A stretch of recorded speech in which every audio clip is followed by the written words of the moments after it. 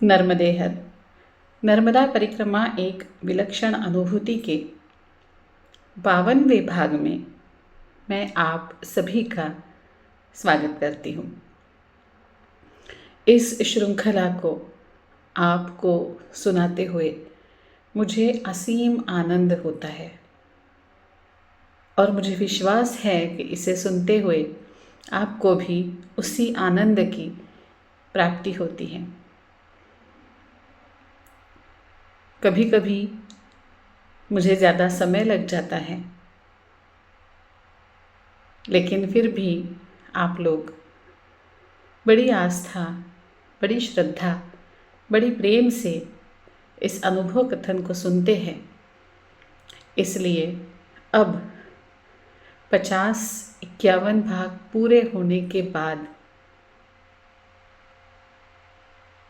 जो रिश्ता, जो संबंध मुझ में और आप में बना हुआ है, उसे देखते हुए आपको धन्यवाद नहीं कहूँगी, आपको नर्मदे हर कहती हूँ और अगले अनुभव कथन की तरफ बढ़ती हूँ। पिछली बार हमने देखा था कैसे नर्मदा मैया ने ताला खोल के हमें चाय पिलाई थी। पिछली बार मैं एक बात आपको बताना भूल गई थी, वो अभी बताती हूँ।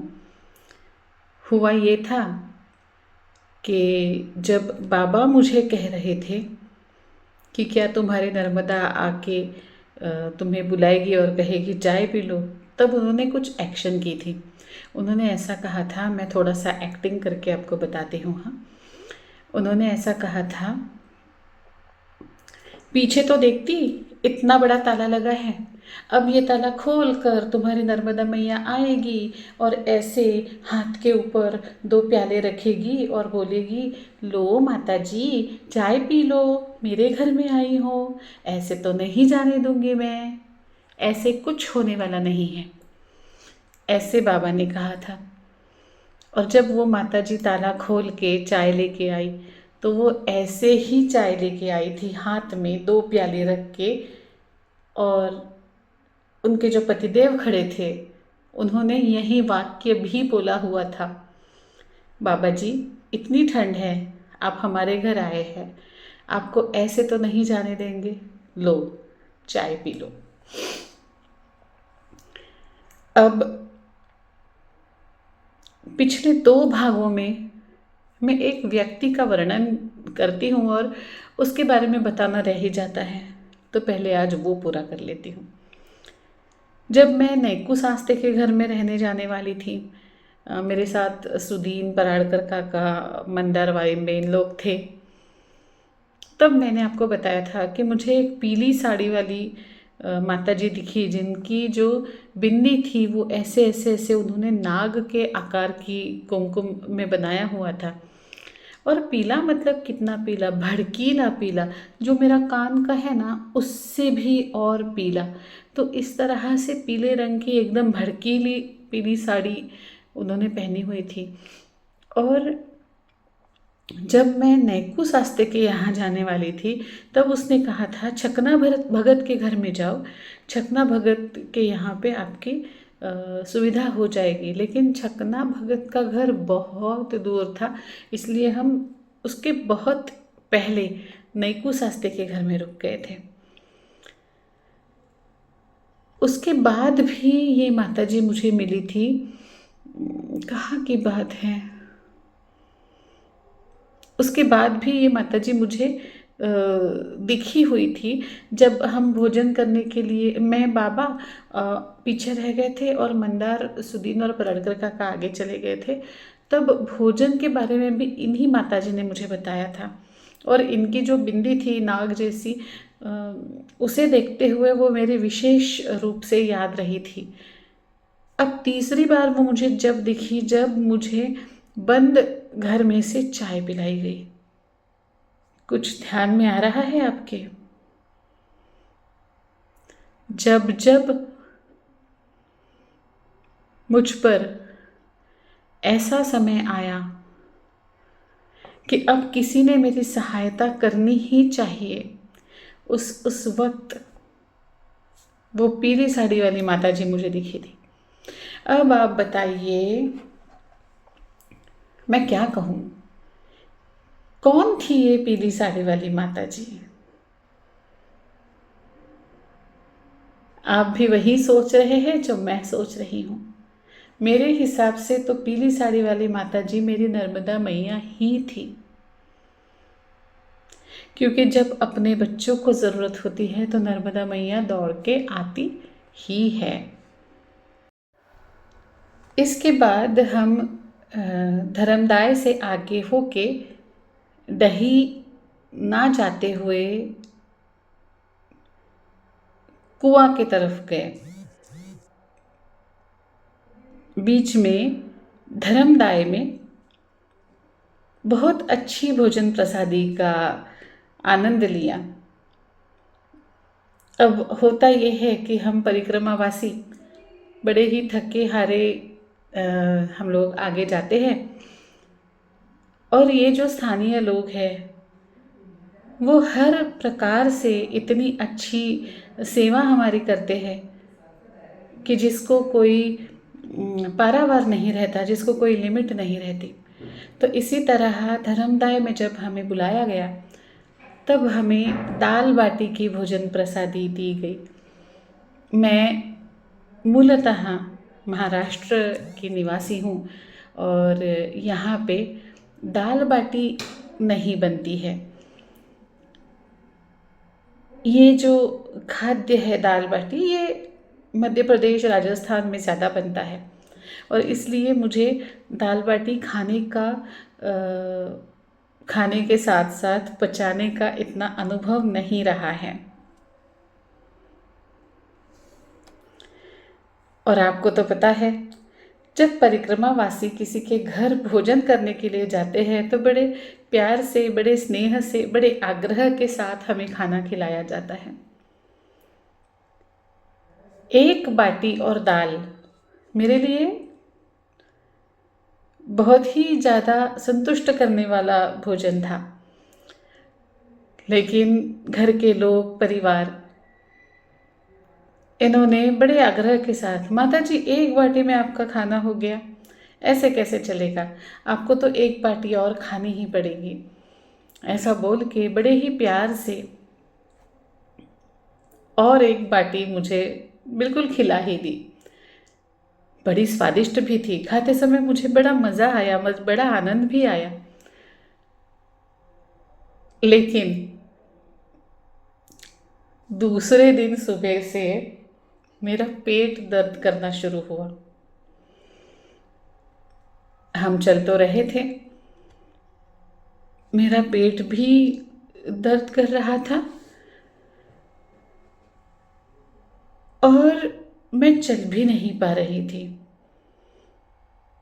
मुझे बहिर्दिशा जाने की ज़रूरत बार बार पड़ने लगी थी, दस्त लग गए थे। फिर भी चलते चलते चलते चलते जैसे तैसे, थोड़ा रुको थोड़ा चलो, ऐसे करते करते हम कोटेश्वर की तरफ जा रहे थे। कोटेश्वर जो मनावर कुक्षी के पास पड़ता है मध्य प्रदेश में, वहाँ दगड़ू महाराज जी का आश्रम है। हमने सोचा चलो आज यही व्यवस्था करते हैं, आसपास अगर कहीं डॉक्टर होगा तो उन्हें बुला लिया जाएगा और आज की रात विश्राम करके मैं ठीक हो जाऊंगी। अब दगड़ू महाराज आश्रम में गए तो आश्रम में बहुत सारे परिक्रमावासी थे, बिल्कुल जगह नहीं थी। अच्छा, एक तो जगह नहीं थी, दूसरा तो जो शौचालय और विधि के लिए जो जगह बनी थी वो निवास से काफ़ी दूर थी, तो वो भी मेरे लिए असुविधाजनक था। तीसरा, पहले से मेरी तबीयत खराब थी और वहाँ की अस्वच्छता देखकर वहाँ रुकने का मन नहीं किया। भोजन प्रसादी तो मुझे करनी ही नहीं थी। बाबा ने भोजन प्रसादी पाई और हम वहाँ से और आगे निकले। आगे एक और आश्रम था, इस वक्त मैं नाम भूल रही हूँ। उस पर लिखा था कि यहाँ महिला आसन नहीं लगा सकती। वो शायद नागा साधुओं का आश्रम था। भोजन प्रसादी तो आपको मिल जाएगी, लेकिन आप यहाँ आसन नहीं लगा सकते। अब गांव के तरफ हमें जाना था। गांव काफ़ी दूर था। मैं पेट दर्द से बिल्कुल तड़प रही थी और अभी भी 8-10 किलोमीटर चलना था। मैं चल रही थी, लेकिन एक जगह ऐसा हुआ कि मैं बैठ गई और अब बस मेरा रोना ही बाकी रह गया था। ना बैठने के लिए कोई छाव थी, ना आसपास कोई घर गांव था। अब मेरा पेट इतना ज़्यादा दर्द कर रहा था कि ऐसा लगा था कि मुझे अब अस्पताल में भर्ती कर लिया जाएगा। अब एक छोटा सा पेड़ था, उसके नीचे मैं हार करके बैठ गई। मैंने बाबा से कहा, अब मुझसे चला नहीं जाता। अब डॉक्टर को बुलाना ज़रूरी है। और ऐसे में मुझे एक फ़ोन आता है। ये फ़ोन था, मेरी एक सहेली थी रितु, जो कि मंगलोर में रहती थी। मेरी पुरानी सहेली थी, उसकी बच्ची आरुषि और मेरा बच्चा ओंकार, ये दोनों बचपन के मित्र थे। और जब मैं स्कूल में पढ़ाती थी तो मैं आरुषि की टीचर भी रह चुकी थी। हम दोनों परिवारों में बहुत अच्छा लगाव भी था। एक दूसरे के घर खाना खाने जाना, एक दूसरे के साथ शॉपिंग करने जाना, बच्चों की पढ़ाई के बारे में चर्चा करना, ये सब होता था। और दो चीज़ें और थी। मेरा जन्मदिन जो 30 जनवरी को होता है, मेरे जन्मदिन के ही दिन 30 जनवरी को ही रितु के पति नरेंद्र जी, उनका भी जन्मदिन था।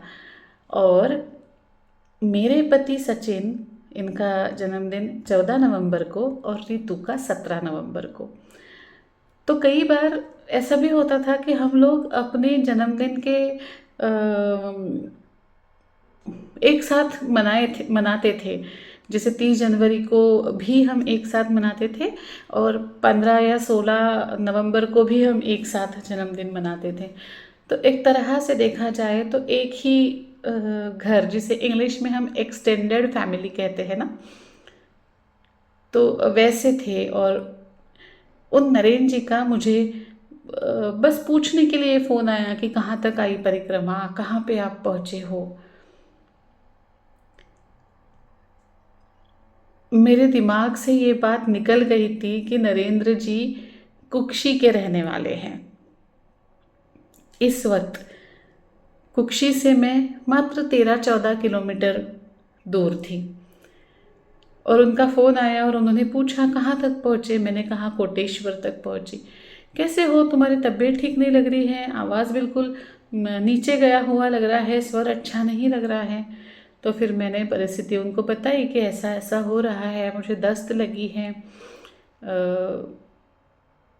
खाना खवाया नहीं जा रहा है और मैं चल रही हूँ, अब ढूंढ रही हूँ कि आसपास अगर कोई डॉक्टर मिल जाए तो उन्होंने कहा कि रुको, मैं पूछ के बताता हूँ, क्योंकि मैं उसी क्षेत्र का रहने वाला हूँ, कुक्षी का रहने वाला हूँ, तो मैं पूछ के बताता हूँ।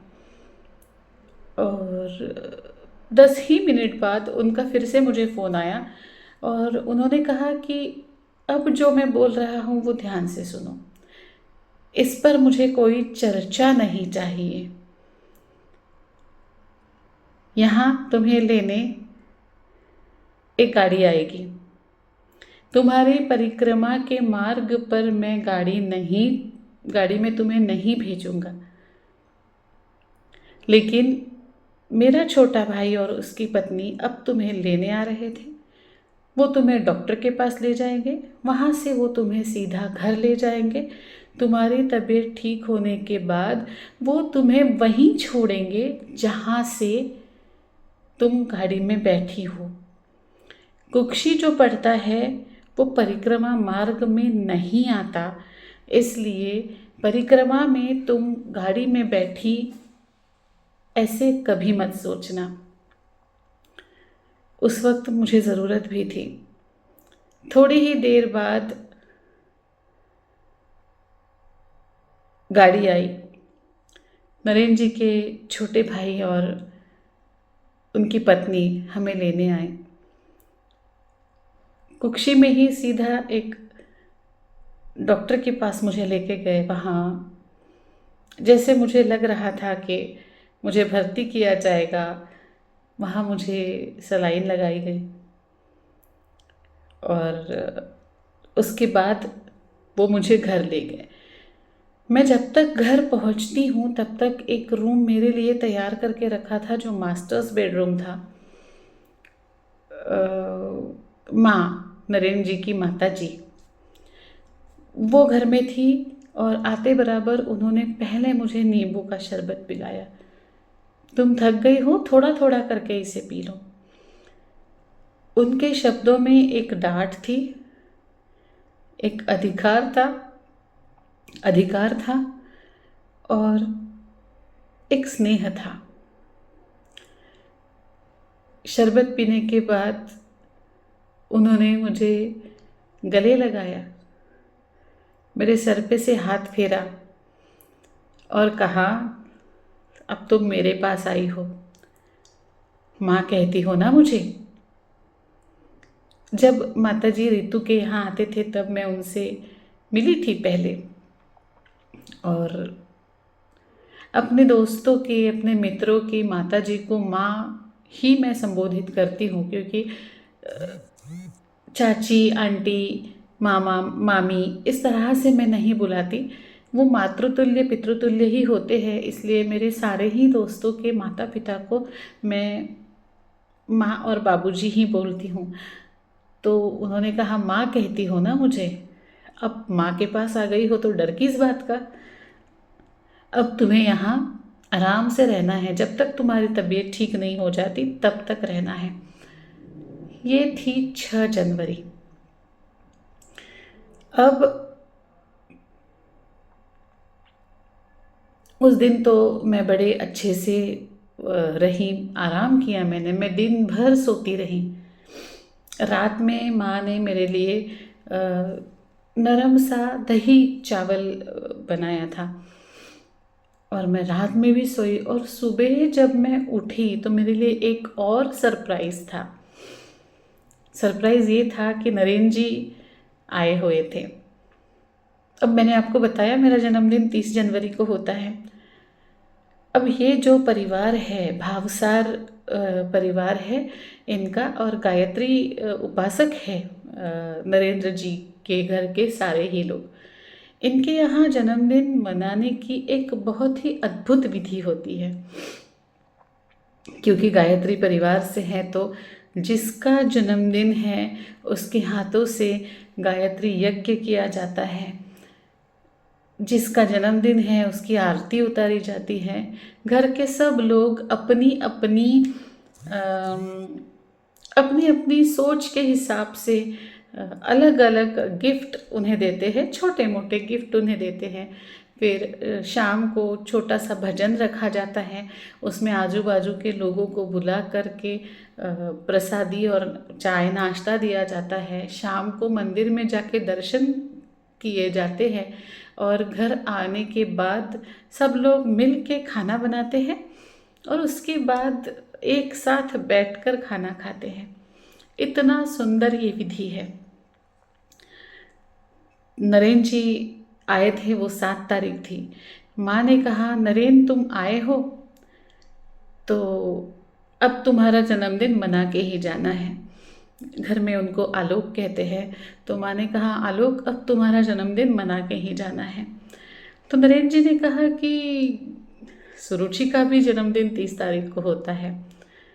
तो माँ ने कहा, बड़ी अच्छी बात है। तब उसी दिन फटाफट यज्ञ की तैयारी की गई। मेरे हाथों और नरेंद्र जी के हाथों गायत्री याग किया गया, हमारी आरती उतारी गई। घर में नरेंद्र जी के 2 छोटे भाई, माँ, बाबूजी और छोटे छोटे बच्चे, दोनों भाइयों के, ऐसा भरा पूरा परिवार था। बिल्कुल छोटे से ड्राइंग से लेके गार्डन में से तोड़े हुए फूल से लेके अलग अलग तरीके की गिफ्ट मुझे मिले। गिफ्ट कैसे? जो दिल से, सद्भावना से आए हों, जिसमें बहुत प्यार था। उनके यहाँ की एक छोटी बच्ची है, उन्होंने मुझे हैप्पी बर्थडे बुआ जी के नाम का ग्रीटिंग भी दिया, अपने हाथ से बनाकर। फिर शाम को भजन रखा गया और मेरा भाग्य ये है कि उसी दिन कुक्षी में गायत्री कलश आया हुआ था। जब हम मंदिर के लिए निकल रहे थे तो गायत्री मंदिर में गायत्री कलश आ चुका था, तो उस दिन मेरे गायत्री कलश के भी दर्शन हुए। मेरा जन्मदिन बहुत ही अलग तरीके से, अद्भुत तरीके से मनाया गया। और दूसरे दिन नरेंद्र जी खुद फिर से हमें कोटेश्वर आश्रम छोड़ने के लिए आए, जहाँ से मैं गाड़ी में बैठी थी। 14 और 14 28 किलोमीटर ये परिक्रमा मार्ग से दूर था। जहाँ से उन्होंने मुझे बिठाया था, वहीं पे, उसी आश्रम पे उन्होंने मुझे फिर से छोड़ा और वहीं से मैंने अपनी परिक्रमा आगे शुरू की।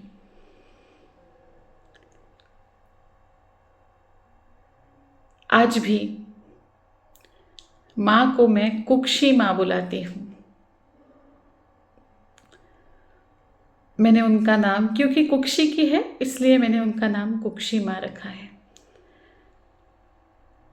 सोच के जब मैं इस परिक्रमा के बारे में सोचती हूँ ना, तो सोच के मुझे ऐसा लगता है, सच में मैं कितनी भाग्यवान हूँ। मैं नर्मदा मैया की लाडली बच्ची जरूर हूँ। ये सब कैसे हुआ मुझे नहीं पता। मेरी इतनी साधना भी नहीं है, मेरी इतनी उपासना भी नहीं है, तो फिर ऐसा क्या है जो मुझे स्पेशल बनाता है? लगाव। मेरे नर्मदा मैया के प्रति जो लगाव है, जो उन्होंने ही दिया हुआ है। मेरे पास तो मेरा कुछ है ही नहीं, उन्होंने दिया इसलिए मुझ में आया वो प्रवाह। मैंने जो नर्मदा परिक्रमा की वो 2017-18 में की। आज 2024 चल रहा है, लेकिन एक भी दिन ऐसा नहीं जाता कि मैंने नर्मदा मैया की याद ना निकाली हो, उनका नाम मुंह से ना निकला हो। एक भी दिन आज तक नहीं गया। रोज के पूजा पाठ के अलावा की मैं बात कर रही हूँ। पूजा पाठ में तो नर्मदाष्टक, नर्मदा आरती होती ही है, लेकिन पूजा पाठ अगर छोड़ भी दिया जाए तो भी आने जाने वाले को नर्मदे हर बोलना, वीडियो बनाना, एक पुस्तक जो अनुभव मैं आपको बता रही हूँ ना, उसी पर एक पुस्तक मराठी में आ रही है, उस पुस्तक का काम करना। कई बार कई लोगों के फ़ोन आते हैं तो फ़ोन पर भी नर्मदे हर से ही शुरुआत करना।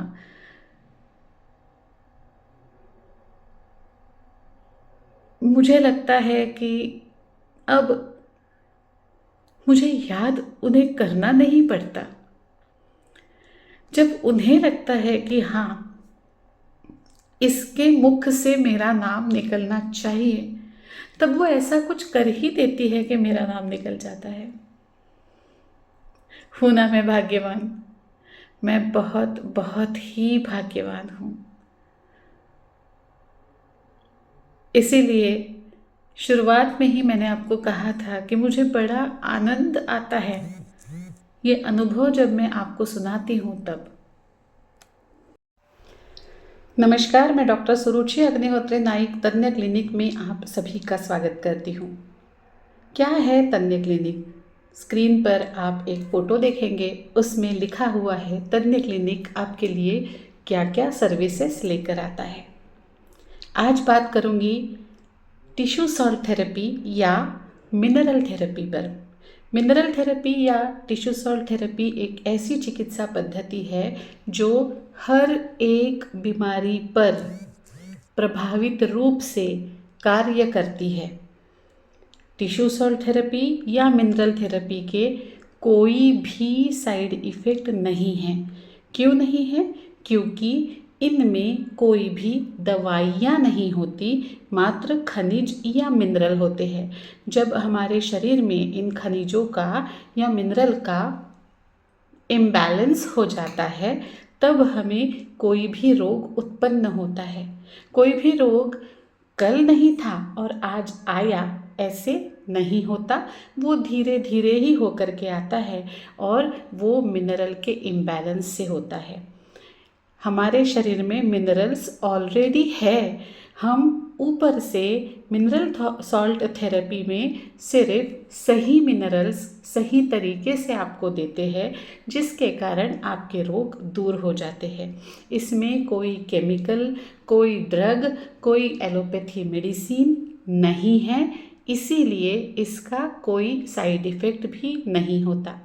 ये हर एक बीमारी पर कार्य करती है, इसलिए आपको कुछ भी समस्या हो तो आप संपर्क कर सकते हैं तन्य क्लिनिक डॉक्टर सुरुचि अग्निहोत्री नाइक और नंबर है 9823653511। धन्यवाद। नरेंद्र जी ने हमें कोटेश्वर छोड़ा और वो फिर कुक्षी की तरफ चले गए। ये बात होगी सुबह 7-8 बजे की। उसके बाद धीरे धीरे चलते चलते, अभी भी क्योंकि वीकनेस काफ़ी थी मुझ में, हम चिखलदा पहुँचे। अब ध्यान से सुनिए। चिखलदा का मंदिर बहुत ही सुंदर मंदिर है, अति प्राचीन मंदिर है। वहाँ पे मोठे महाराज यानी कि वासुदेवानंद सरस्वती महाराज जी ने चातुर्मास किया हुआ है। जब हम उस मंदिर में पहुँचे तो वहाँ के पुजारी जी जो थे, उनको किसी काम से बाहर गांव जाना था, तो उन्होंने कहा कि आप मंदिर में ही रहिए। मुझे ऐसे जगह रहने की संधि मिली, मौका मिला, जहाँ पर बैठ के मोठे महाराज जी ने चातुर्मास किया था। सुंदर सा मंदिर था और उसी मंदिर में हमने आसन लगाया था। दिन तो बड़ा अच्छा हुआ, लेकिन रात में कुछ ऐसी घटनाएं घटी जो अविस्मरणीय है। इस भाग में उसे पूरा नहीं किया जा सकता, लेकिन आपको कल्पना देती हूँ, आपको कुछ तो ज़रूर बताती हूँ। यहीं इसी मंदिर में जब मैं मंदिर के अंदर थी, तब दो परायोनि मनुष्य योनि के अलावा कई सारी योनियाँ होती हैं, उनमें से 2 लोग मुझे मिलने आए। मेरा उनके साथ संवाद हुआ, बिल्कुल संवाद हुआ। मैं स्वप्न की बात नहीं कर रही हूँ।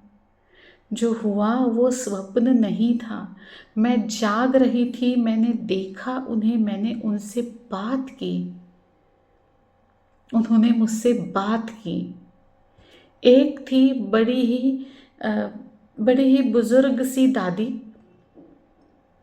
जिनके बाल घुंघराले से सफ़ेद थे, जिन्होंने लाल और काली फ्रेम का चश्मा पहना था। यहाँ पे नाक के नीचे होठ के ऊपर उनको एक तिल था। उनकी जो त्वचा थी वह ऐसे लटक रही थी और झुर्रियाँ पड़ी हुई थी, क्योंकि उनकी उम्र 85 से 90 रही होगी जब वो मुझे दिखी। वो मुझे इतनी ही दिखी जितनी अब मैं आपको दिख रही हूँ ना, उतनी ही दिखी, और वो विवस्त्र अवस्था में थी।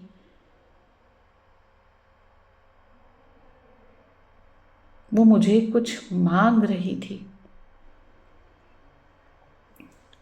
उसके थोड़े ही देर बाद मुझे एक 16-17 साल का लड़का मिलने आया, जो बहुत ही सुंदर था दिखने में। उसकी त्वचा अच्छी तजेली थी त्वचा के ऊपर, लेकिन वो बहुत उदास था। उसके आँखों से आंसू बह रहे थे यहाँ तक, और वो पहले बह चुके थे यहाँ तक, जिसके दाग दिख रहे थे, चेहरे पे आंसुओं के दाग दिख रहे थे।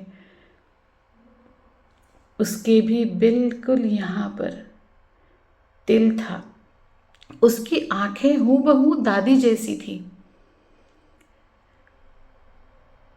नाक नक्श हूबहू दादी जैसे थे। वो भी मुझे कुछ मांग रहा था। ये सपना नहीं था, क्योंकि पहले दादी से मुलाकात हुई और थोड़ी देर बाद उस बच्चे से मुलाकात हुई। ये सारा किस्सा मैं आपको बताने वाली हूँ, लेकिन अगले पर्व में, अगले खंड में, अगले भाग में। तब तक मुझे आज्ञा दीजिए। और ये जो आनंद मुझे मिलता है बात बताने पर, अनुभव बताने पर, और आपको मिलता है अनुभव सुनने पर, उसे लोगों को बांटिए, ताकि आप, मैं और धीरे धीरे हम सारे ही नर्मदा भक्त एक आनंद का अनुभव करें। मेरे लिए तो ये सारे अनुभव मेरी माता जी का प्रसाद है। आप भी इस प्रसाद को बांटिए। जितना प्रसाद हम बांटते हैं उतना उसका फल बढ़ जाता है। इसीलिए मैं चाहती हूँ कि ये जो अनुभव कथन मालिका है, ये जो वीडियो है, इसे हर किसी के तरफ भेजना चाहिए। जितना मुझे होता है मैं भेजती हूँ, जितना आपसे होगा आप भेजिए। इस चैनल को लाइक कीजिए, शेयर कीजिए, सब्सक्राइब कीजिए। माता रानी आप सब पर कृपा बरसाती रहे। जैसे मैं माता रानी की लाडली बच्ची हूँ, अब तो मुझे विश्वास है कि मैं माता रानी की लाडली बच्ची हूँ, वैसे आप सब भी माता रानी के लाडले भक्त बने।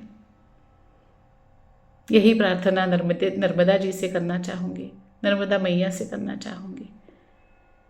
और अब वाणी को विराम देती हूँ। नर्मदे हर, नर्मदे हर, नर्मदे हर।